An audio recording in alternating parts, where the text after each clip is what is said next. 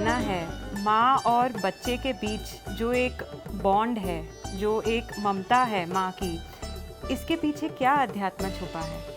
मैं बात कर रहा हूँ गीतकार मजरू सुल्तानपुरी की, जो 1950 और 1960 के दशक में भारतीय सिनेमा के सबसे प्रभावशाली गीतकारों में से एक थे। तो ये जो समर्पण है, ये माँ के प्रति इसलिए भी है कि वो 9 महीने की तप साधना है और प्रति क्षण कल्याण की आराधना है, तब जाकर कहीं हमारा आपका जन्म होता है। प्रणाम और स्वागत है गीतों के बोल बड़े अनमोल प्रोग्राम में, जो डॉक्टर सुनील देवधर की पुस्तक बड़े अनमोल गीतों के बोल पर आधारित है। आप जुड़े हुए हैं विश्व शांति दर्शन चैनल से, जिसकी अवधारणा का श्रेय जाता है विश्वधर्मी प्रोफेसर डॉक्टर विश्वनाथ दा कराट जी को। पिछले हफ्ते आपने गीतकार राजा मेहंदी अली खां के लिखे गीत है ऐसी में प्यार की आबरू, उसके अध्यात्म पर चर्चा सुनी थी।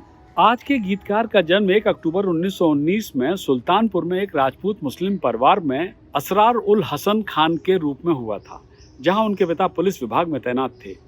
उनके पिता बेटे को अंग्रेजी शिक्षा देने के बहुत कायल नहीं थे और इसीलिए उसे मदरसा शिक्षा के लिए भेजा गया, जिसके कारण उन्हें पहले दारे निजामी की योग्यता प्राप्त हुई और 7 साल का कोर्स जो अरबी और फारसी में था, उसकी प्रवीणता के साथ धार्मिक मामलों पर केंद्रित भी था वो कोर्स, और फिर आलिम का प्रमाण पत्र मिला उन्हें।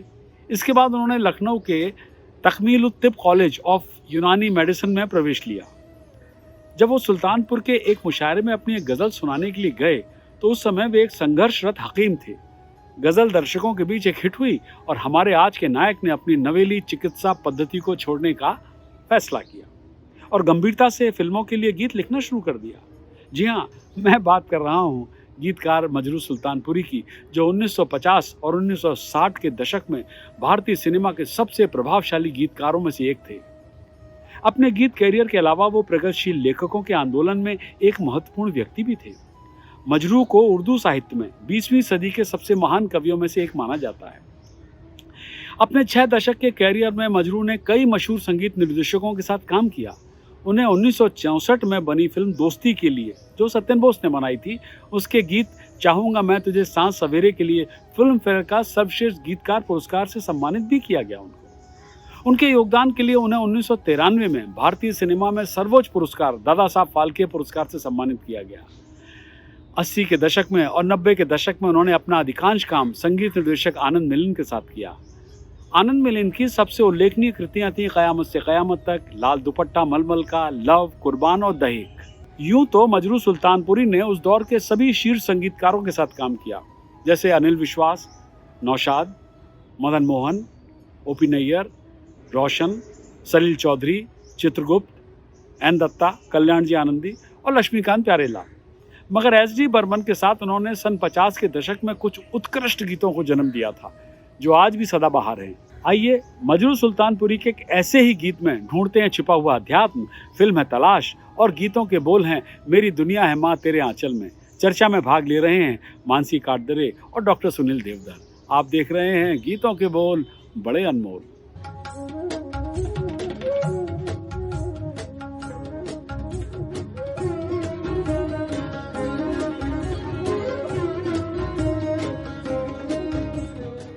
हमारा आज का प्रोग्राम गीतों के बोल बड़े अनमोल उन्हीं लिरिसिस्ट्स, लिरिक्स और सॉन्ग राइटर्स को इम्पोर्टेंस देता है, और इन्हीं लिरिक्स को और समझने के लिए, इन गीतों को और समझने के लिए, उनके पीछे छिपे अध्यात्म को समझने के लिए हमारे साथ एक बार फिर आज मौजूद हैं डॉक्टर सुनील देवधर जी। नमस्ते सुनील जी। नमस्कार। स्वागत है आपका विश्व शांति दर्शन चैनल पर। जी। हमारा आज का गीत है फिल्म तलाश से, जो 1969 में बनी थी। इनफैक्ट उस ज़माने में ये पिक्चर 1 करोड़ में बनी थी। गीतकार इस फिल्म के मजरू सुल्तानपुरी और गीत था मेरी दुनिया है माँ तेरे आंचल में। तो आइए सुनते हैं ये गीत।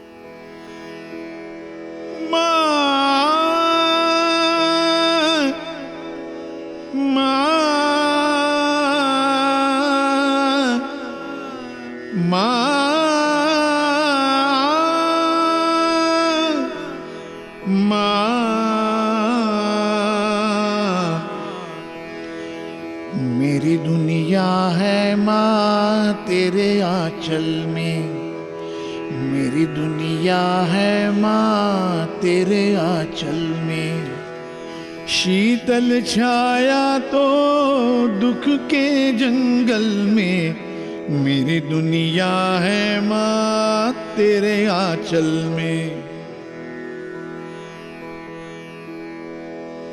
हो मेरी राहों के बीच तेरी दो अखियां, तेरी दो अखियां,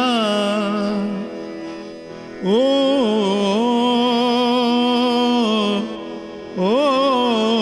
मुझे गीता से बड़ी तेरी जो बतिया, तेरी जो बतिया युग में मिलता,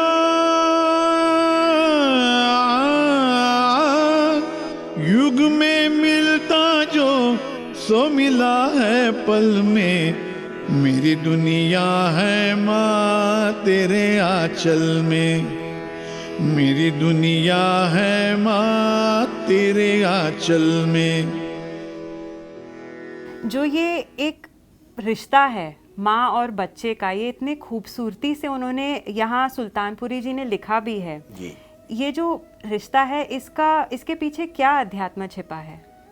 बहुत अच्छा मानसी जी, आपने शुरुआत में एक बात और कही थी कि जो बात हम शब्दों के माध्यम से नहीं कह पाते वो संगीत के माध्यम से कहते हैं, क्योंकि संगीत एक प्राकृतिक भाषा का नाम है जी, और इसलिए जो बात हम शब्द के पकड़ से परे मानते हैं उसे संकेतित करने का काम संगीत कर देता है। अब आपने जो पूछा है कि बरबंदा ने ये जितना अच्छा गाया और मजरूह सुल्तानपुरी जो ये ने रिश्ता है लिखा, और ये रिश्ता क्या है माँ और बेटे का। जी, तो ये रिश्ता तो यूं है, देखिए कि आप कृष्ण के जन्म से भी उसको याद कर सकते हैं कि किस तरह से कारागृह में वो बंद थे और उसके बाद में जन्म हुआ है। देवकी के गर्भ से जन्म हुआ है, लेकिन सारा पालन पोषण जो है वो यशोदा ने किया है जी। तो ये एक रिश्ता ऐसा है जो अलिखित रिश्ता है। और कार्तिकेय और गणेश की विद्वत्ता को लेकर जब बात हुई तो जब ये हुआ कि आप कितनी जल्दी परिक्रमा कर सकते हैं, तो कार्तिकेय तो निकल गए परिक्रमा करने के लिए, लेकिन गणेश ने क्या किया कि अपनी माँ पार्वती के ही 3 चक्कर लगाए और वहीं बैठ गए, तो वो तीनों लोकों की परिक्रमा उनकी हो गई। तो ये है माँ, क्योंकि माँ के बारे में ये कहा जाता है ना वो कि काबा काशी छोड़ दे मत कर चारों धाम, थाम सके तो बावरे माँ का आंचल थाम। अच्छा। तो माँ का आंचल थामने के बाद आपको काशी काबा जाने की जरूरत नहीं है। श्रवण कुमार की भक्ति तो आपको ध्यान आती ही होगी ना, तो कांवड़ लेकर अपने माता पिता को वो निकले थे। तो ये जो समर्पण है ये माँ के प्रति इसलिए भी है कि वो 9 महीने की तप साधना है और प्रति क्षण कल्याण की आराधना है, तब जाकर कहीं हमारा आपका जन्म होता है। इसलिए माँ का कोई विकल्प नहीं है जी। माँ का कोई पर्याय नहीं है। सुनील जी, आपने बिल्कुल सही कहा, लेकिन अभी आप जैसे कह रहे थे कि कृष्ण को जन्म एक ने दिया, पाला दूसरे ने, तो इसमें इम्पोर्टेंट कौन हुआ फिर? ये तो भेद ही उत्पन्न नहीं होता कि महत्वपूर्ण कौन है जी। क्योंकि अगर जन्म नहीं होता तो पालन की बात आती नहीं। बिल्कुल। और अगर जन्म के बाद जो संकट सामने था उसके लिए पालन करता कोई दूसरा होना चाहिए था, इसलिए वो भूमिका यशोदा ने निभाई जी। और जन्म जो है वो देवकी ने दिया। तो दोनों ही अपनी जगह पर महत्वपूर्ण है, क्योंकि जन्म के बाद ही पालन की बात आती है जी। तो जो मैं समझ सकती हूँ इसमें से नेचर और नर्चर दोनों ही जरूरी है। दोनों ही जरूरी है जी। हाँ बिल्कुल, ठीक बिल्कुल है। सही, बिल्कुल सही। तो आइए सुनते हैं इस गीत की आगे की पंक्तियां। हो मैंने आंसू भी दिए पर तू रोई ना, पर तू रोई ना। ओ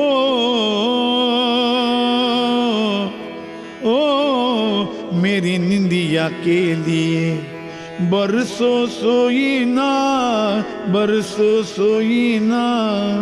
ममता गाती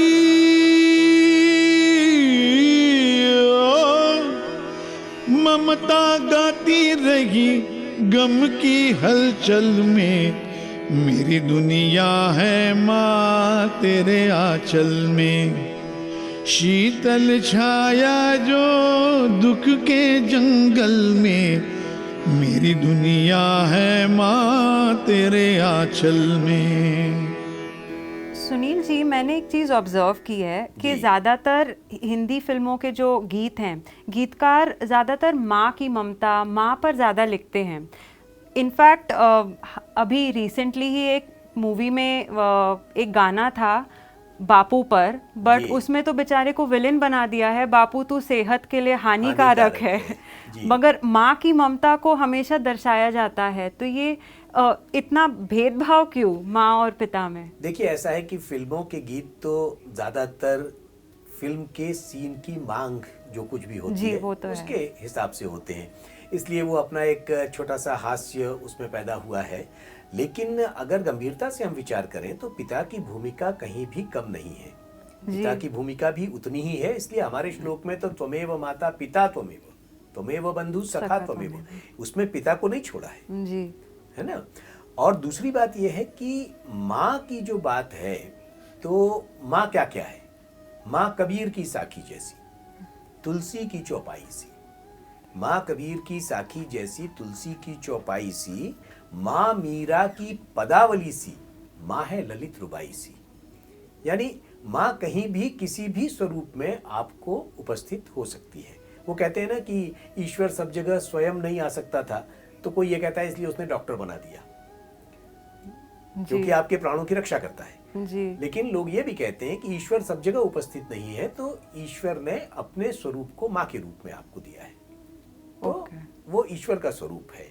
तो इस तरह से माँ हमारे लिए जन्मदात्री ही नहीं है, बल्कि उसके तीनों रूप, जी, ब्रह्मा विष्णु महेश जी। के तीनों रूप जो है वो माँ में है। और इसीलिए माँ के साथ वो बच्चे के रूप में, अनुसुईया का प्रसंग क्या है? तीनी लोक ही झाले बाए दत्त दिगंबर दैवत माझे।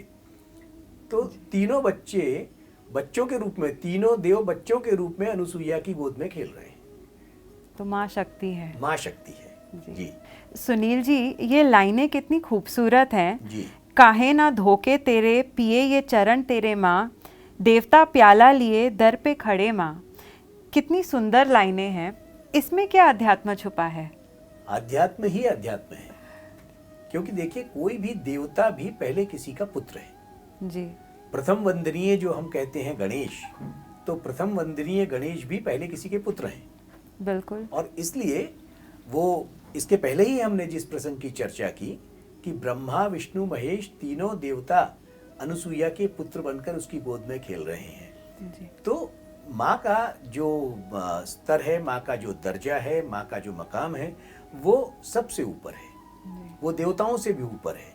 और इसीलिए वो चंद्रकांत देवताले अपनी एक कविता में कहते हैं कि मैंने धरती पर कविता लिखी है, कभी भी सूरज पर लिख दूंगा कविता नहीं लिख सकता, मैं माँ पर कविता नहीं लिख सकता। और भी कई लोगों ने माँ पर कविताएं लिखी हैं।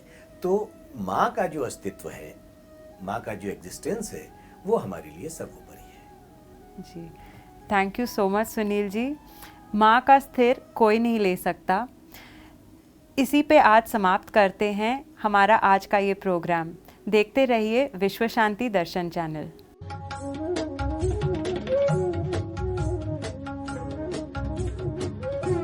Welcome back. आप देख रहे हैं गीतों के बोल बड़े अनमोल, और आज के गीतकार हैं मजरू सुल्तानपुरी। मजरू सुल्तानपुरी ने एस डी बर्मन के साथ पेइंग गेस्ट, 9-2-11, काला पानी, 16वां साल, सुजाता, बॉम्बे का बाबू, ज्वेल तीज जैसी फिल्मों के लिए गीत लिखे।